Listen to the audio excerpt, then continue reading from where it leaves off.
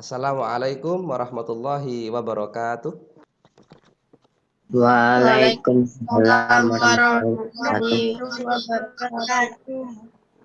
Alhamdulillah pada hari ini, hari Selasa, tanggal 17 bulan 11 2020. Perkenalkan, nama saya Ahmad Hadi Karim Amrullah. Pagi hari ini melakukan kegiatan uji kinerja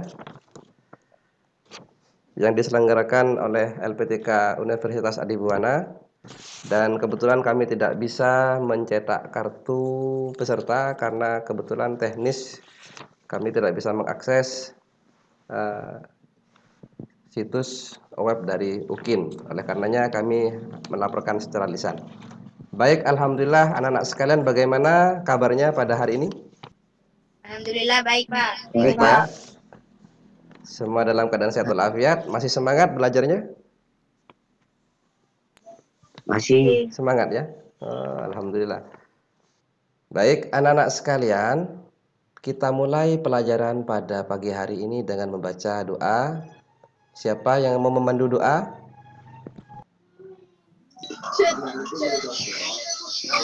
Bismillahirrahmanirrahim. Marilah teman-teman kita mulai pelajaran dengan membaca doa. Menurut keyakinan kita masing-masing berdoa dimulai. Doa selesai. Baik anak-anak, pada hari ini kita akan segera belajar PPKN. Materinya adalah perilaku yang sesuai dengan norma di dalam masyarakat. Untuk presensi pada pagi hari ini, anak-anak silahkan akses ya di Google Classroom. Silahkan diaktifkan Google Classroom-nya. Kemudian di sana ada link untuk menuju ke presensi, ke absensi secara mandiri. Baik, anak-anak sekalian yang saya cintai dan saya banggakan, masih ingat tidak dengan materi kita pada minggu yang lalu? Ingat? Norma itu dibagi menjadi berapa? 4. Ya. Satu norma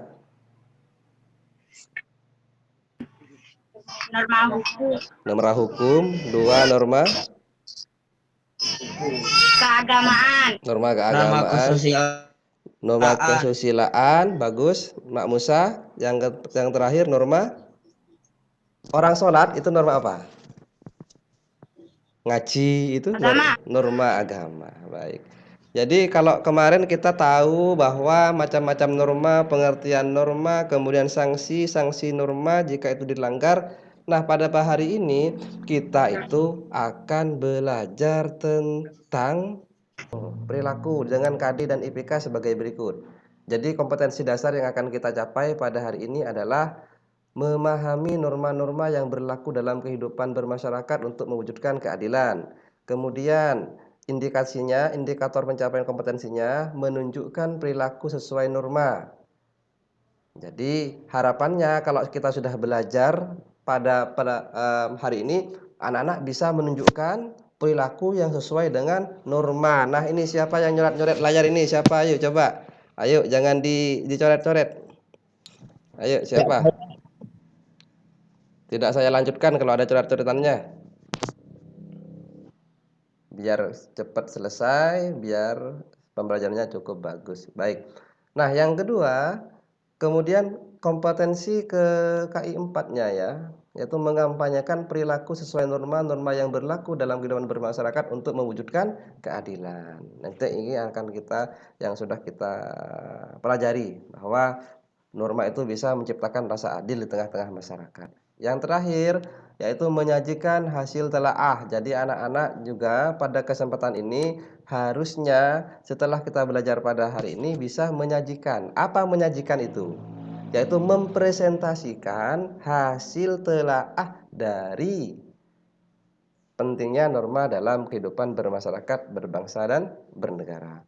Tujuannya pembelajaran pada hari ini anak-anak setelah menyimak tayangan video yang dibagikan melalui Google Classroom dan melakukan pendekatan saintifik, problem based learning, mampu menguraikan pentingnya perilaku yang sesuai dengan norma dalam kehidupan bermasyarakat, berbangsa dan bernegara, serta menyebutkan hasil telaah tentang pentingnya norma hukum dalam kehidupan bermasyarakat, berbangsa dan bernegara. Saya kira itu anak-anak sekalian tujuan yang akan kita capai pada kesempatan pada hari ini. Oke, sebelum itu kita akan coba tanya kepada anak sekalian. Coba siapa yang bisa menjawab? Mengapa? Pertanyaannya, mengapa kita sebagai manusia ini, kita kan manusia ya. Musa manusia apa boten Musa? Helen manusia ya? Ya, mengapa kita harus sesuai perilaku kita dengan perilaku kita sesuai dengan norma dalam kehidupan sehari-hari? Coba ada yang bisa menjawab? Angkat tangan. Siapa yang bisa menjawab?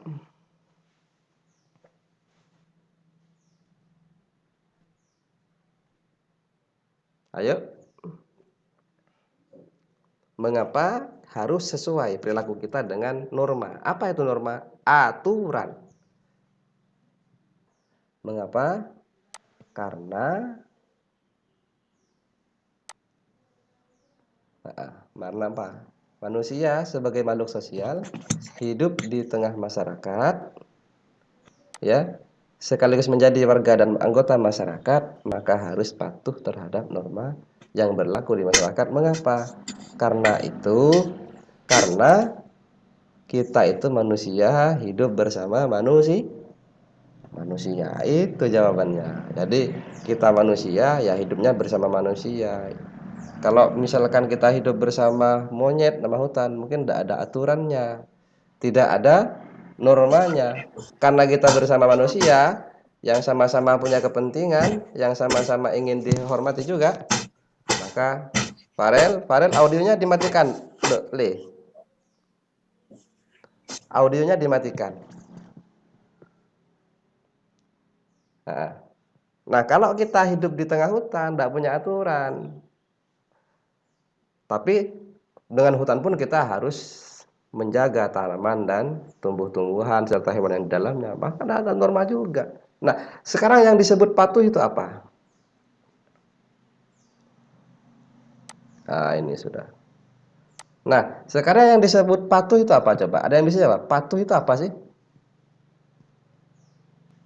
Ya. Hormat. Yang dimaksud patuh itu bagaimana?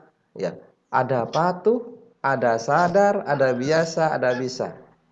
Patuh itu berarti rasa patuh itu akan kita laksanakan patuh terhadap norma jika kita memiliki kesadaran bahwa di dalam hidup ini ada norma atau aturan yang berlaku. Sehingga apa yang terjadi? Sehingga kita melaksanakan aturan itu bukan karena kita terpaksa. Ya, bukan kita terpaksa, tapi karena, bukan juga takut karena sanksi, tapi karena rasa patuh itu muncul sebagai rasa tanggung jawab kita kepada masyarakat lain, karena kita sebagai warga negara juga yang baik. Kalau sudah sadar, patuh, maka akan biasa kita laksanakan dalam kehidupan sehari-hari. Setelah biasa, maka rasa rasa damai, rasa tentrem akan akan kita rasakan dalam kehidupan sehari-hari. Baik, seperti itu anak-anak sekalian. Setelah itu adalah faktor penghambat sekarang. Nah, sekarang faktor penghambatnya apa? Mengapa walaupun ada aturan tetapi terkadang norma itu masih dilanggar oleh orang-orang? Karena yang ada dua macam, karena ada dari pribadi, ya, dari faktor pribadi anak-anak. Mengapa orang masih melanggar norma? Karena karakter pribadi seorang tersebut tuh yang tidak patuh terhadap aturan. Contoh misalkan, kan sudah saya sampaikan tadi di depan, Anak-anak coba kalau sekolah duduk yang baik, HP-nya ditaruh, kalian duduk di depannya, usahakan tidak ada suara yang rame.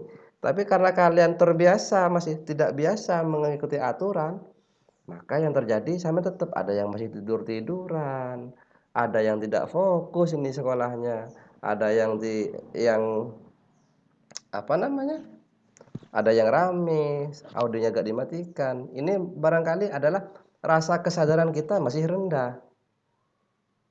Oleh karena itu, maka ada sebutan adalah ini, angel temen tuturanmu.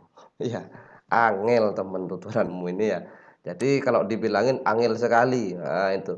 Nah, kemudian karena juga ada faktor lingkungan anak-anak.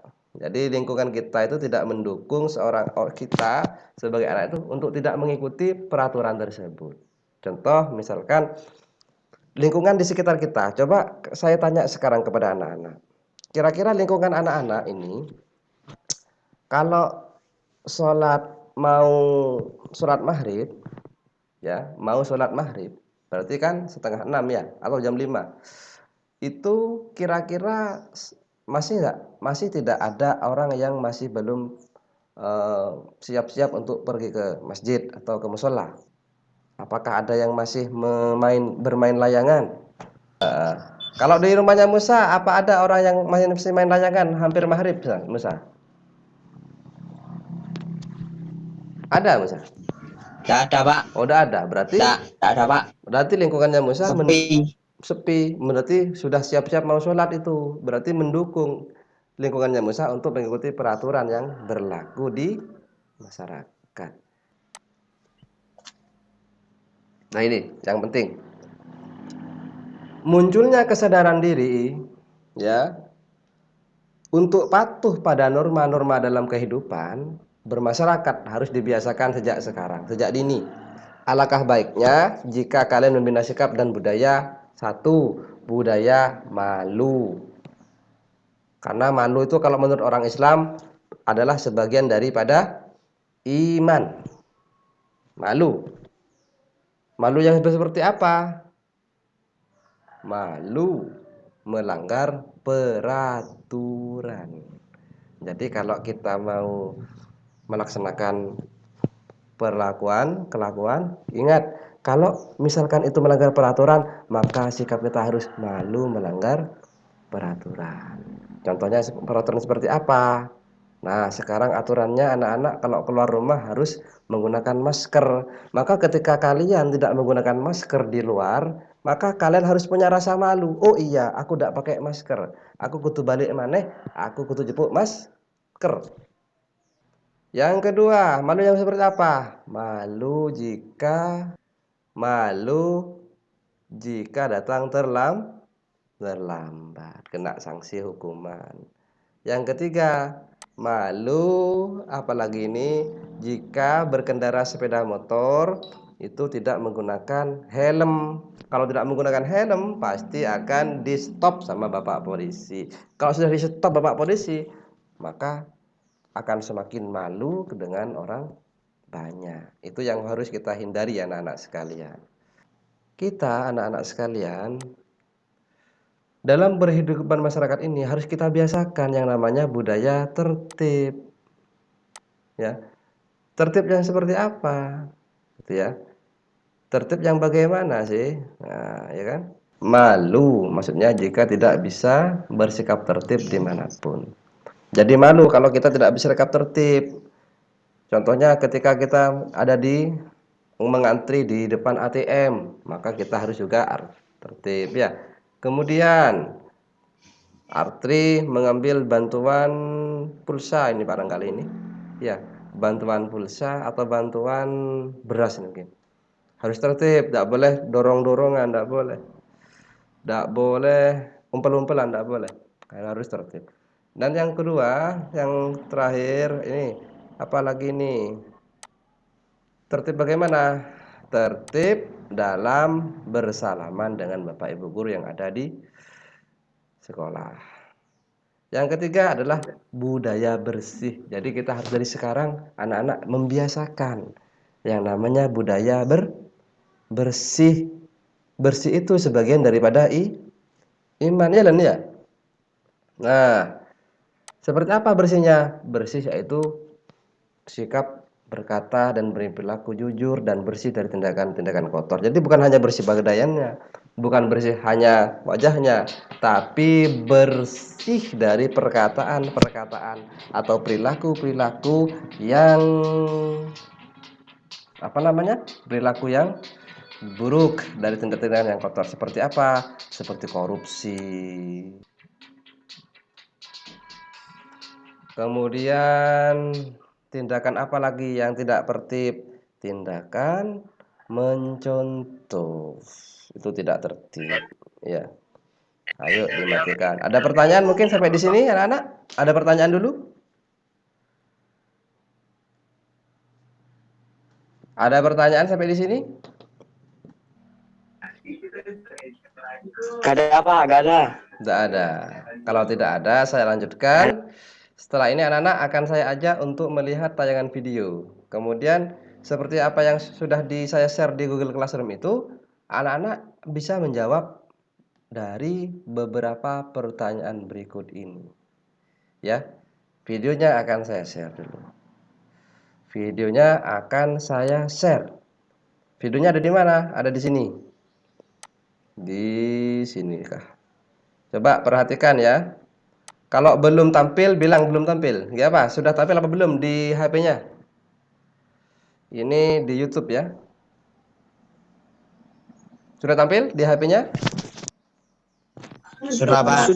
Sudah. Pak. Sekarang silahkan masing-masing kelompok silahkan mengamati tayangan yang sudah akan dimulai.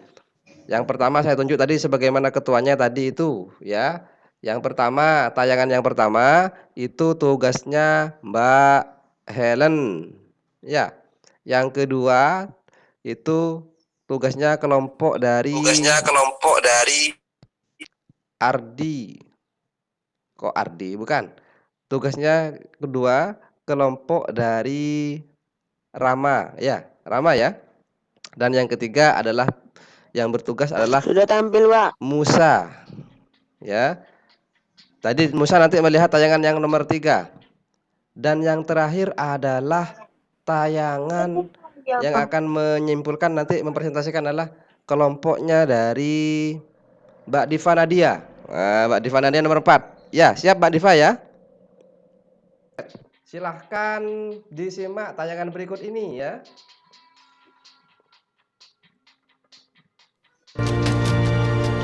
Sinyal lag, Pak. Pemirsa, Sinyal sejumlah lag pengendara bikin apa? terjaring razia masker dan mendapat sanksi sosial di kawasan Pasar Johar Baru, Jakarta. Tidak menggunakan masker terjaring razia dan mendapat sanksi sosial dengan menyapu di area pasar. Namun ada pelanggar yang beralasan masker yang dimilikinya kotor dan memilih sanksi sosial karena tidak memiliki uang untuk membayar denda. Terus abang lebih memilih sanksi bersih-bersih nih? Iya bang, soalnya nggak ada duit juga. Razia masker sengaja digelar sebagai antisipasi mencegah penyebaran virus corona. Sebelum saya lanjutkan, tayangannya bisa lancar di sana tayangannya, monitor. Gimana? Lancar? Ya. Oh ya. Agak nge-lag, Pak. Agak nge-lag. Oh, mungkin karena jaringan ya. Nge-lag, Pak. Saya lanjutkan. Pelan-pelan saja. Ini pelanggaran yang nomor 2 sekarang. Inilah rekaman CCTV milik Masjid Ar-Rahman yang berlokasi di Jalan Harapan Jaya, Kalidoni, Palembang. Dalam rekaman video, terlihat dengan jelas pelaku yang merupakan perempuan. Nanti bisa dilihat di Google Classroom atau saya linknya saya bagikan di grup WA. Ini yang nomor 3.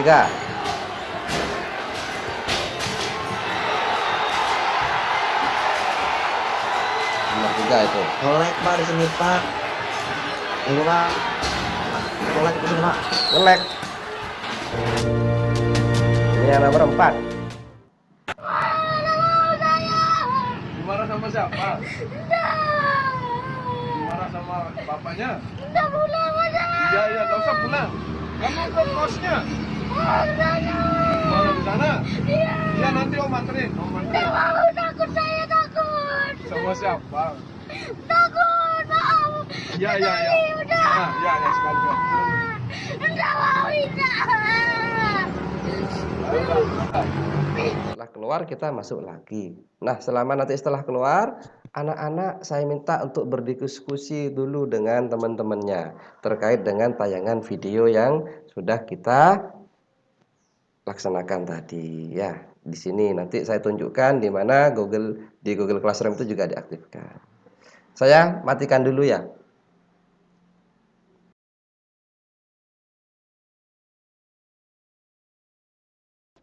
Nah, setelah berdiskusi tadi, ya, mungkin dari sini sudah ada yang bisa menampilkan atau mepresentasikan, ya. Tapi pada intinya dari tayangan tadi itu ada 4 tayangan anak-anak, yaitu yang terkait dengan pelanggaran norma yang terjadi di sekitar kita. Jadi ada 4 pelanggaran. Yang pertama itu pelanggaran itu saya ajak dulu. Berupa apa? Pelanggaran yang terjadi yang pertama. Coba.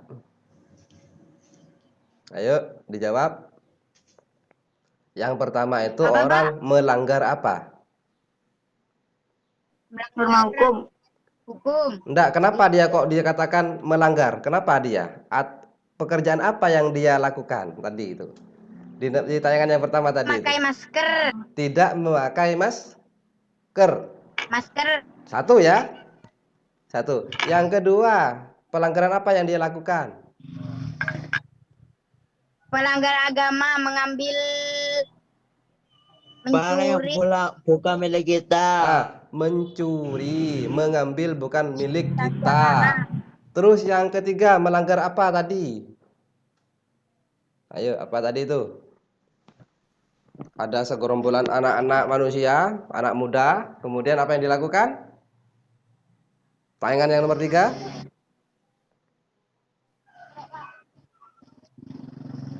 Apa yuk? Lali. Apa Diva? Tayangan yang nomor 3 tentang apa Diva? merusak fasilitas umum. Merusak fasilitas umum. Terus yang keempat. Yang keempat itu apa? Tayangan tentang apa tadi? Ayo Musa duduk. Tayangan karena tidak membawa data tim dan tidak berpakaian masker. Betul. Tadi itu diberhentikan Bapak polisi karena tidak membawa SIM, karena memang usianya belum cukup untuk membuat SIM, karena orang buat SIM itu harus usia 17 tahun, yaitu usia yang sudah cukup untuk membuat KTP dan administrasi penduduk yang lain. Nah, setelah ini ya, baru setelah ini akan saya minta pendapat dari apa perlu saya putar ulang atau bagaimana, sudah siap dengan presentasinya? Ya, jelas, Pak. Jelas ya? Setelah kalian tadi keluar dari Zoom, ya, kemudian diskusi dengan teman-temannya, dengan teman kelompoknya, yakin sudah bisa menyampaikan hasil presentasi pada pagi hari ini? Ya Allah. Insya Allah. Baik. Kalau begitu kita mulai dari kelompoknya siapa dulu ini? Tadi kelompoknya siapa dulu ini? Iya, Pak. Helen ya, Mbak Helen ya. Yaitu tentang orang yang melanggar karena tidak menggunakan masker ya. Nah, sudah. Yang lain ini kalau temennya sedang presentasi, yang lain menyimak, nanti tanya kepada yang presentasi. Kelompok yang lain bertanya kepada kelompok yang sedang presentasi. Sekarang presentasi Ananda Helen dulu. Ayo Helen. Silahkan. Yang lain suaranya dinonaktifkan. Ayo Helen. Silahkan. Sanksi menyapu yang diberikan kepada pengguna jalan yang tidak memakai masker. Ya, masyarakat masih menganggap ringan dan tidak percaya kalau virus corona itu ada. ada begitu. Menurut saya perlu masyarakat seperti itu diminta untuk melihat televisi Ardi, agar tahu informasi tentang virus corona ini. Pelanggaran yang dilakukan norma hukum. bagus, norma hukum. Setelah diskusi ternyata bisa menjawab tayangan yang pertama. Tayangan yang nomor 2, silahkan. Kelompoknya siapa? Tayangan yang nomor 2. Kelompoknya, ayo siapa yang nomor 2 ini? Kelompoknya saya, Pak. Oh bagus, silahkan. Nama sebutkan, namanya disebutkan.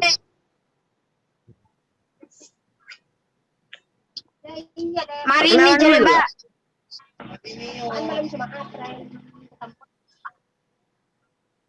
Ayo Rama, silahkan dimulai presentasinya. Tayangan video tentang nomor 2, Ya, yaitu orang yang mau sholat ya. Silahkan.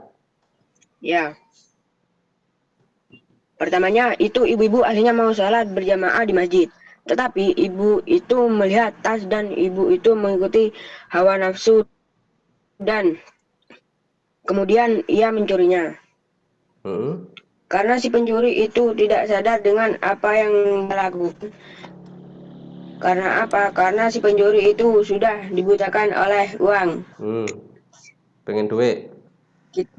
Kita harus menangkapnya Apa? dan bawa ke pihak yang berwajib. Tetapi sebelum dibawa ke pihak yang berwajib, kita harus tahu apa maksud orang itu mencuri. Setelah tahu kok. Orang itu mencuri. Setelah tahu kalau mencuri itu gimana terus?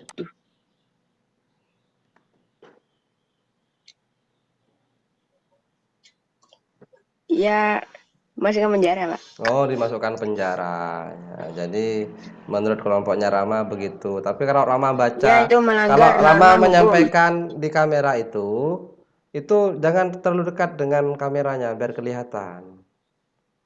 Nah, coba sampaikan lagi Rama, sampaikan lagi. Malu, Pak. Loh, kok malu?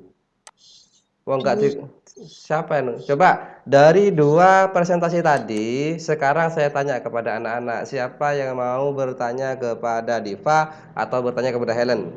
Siapa? Musa kah mau bertanya kepada Helen atau Musa pengen bertanya kepada Rama? Enggak ada pertanyaan? Mau bertanya apa? Enggak ada? Namanya kita diskusi sekarang. Jadi harus saling bertanya. Ayo. Silakan bertanya kalau ada pertanyaan.